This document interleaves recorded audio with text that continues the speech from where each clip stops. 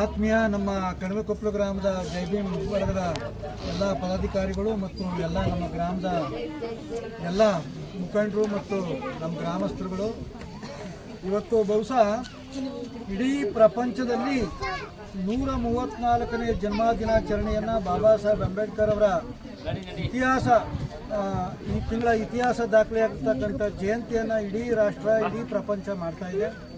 ಹಾಗಾಗಿ ಪ್ರತಿ ಹಳ್ಳಿನಲ್ಲೂ ಕೂಡ ಇವತ್ತು ಹಬ್ಬದ ವಾತಾವರಣಗಳನ್ನ ಸೃಷ್ಟಿ ಮಾಡಿ ಇವತ್ತು ನಮ್ಮ ಎಲ್ಲ ಗ್ರಾಮಸ್ಥರುಗಳು ಸೇರಿ ಹಬ್ಬವನ್ನು ಆಚರಣೆ ಮಾಡ್ತಾ ಇದ್ವಿ. ಬಹುಶಃ ಮಹಿಳೆಯರು ಹಿಂದೆ ದಂಡ ಸತ್ತನಂತರವಾಗಿ ಆ ದಂಡನ ಸುಡ್ತಾ ಇದ್ರೆ ಆ ಹೆಣ್ಮಗಳು ಕೂಡ ಆ ಚಿತೆಗಾರಿ ಪ್ರಾಣ ಬಿಡಬೇಕಾದಂಥ ಸ್ಥಿತಿ ಹಿಂದೆ ಅನಾದಿ ಕಾಲದಲ್ಲಿ ನಿರ್ಮಾಣ ಆಗಿತ್ತು. ಬಾಬಾ ಸಾಹೇಬ್ ಅಂಬೇಡ್ಕರ್ ಅವರು ಸಂವಿಧಾನ ಜಾರಿ ಆದಮೇಲೆ ಆ ಹೆಣ್ಮಕ್ಳು ಇವತ್ತು ಹಳ್ಳಿನಲ್ಲಿ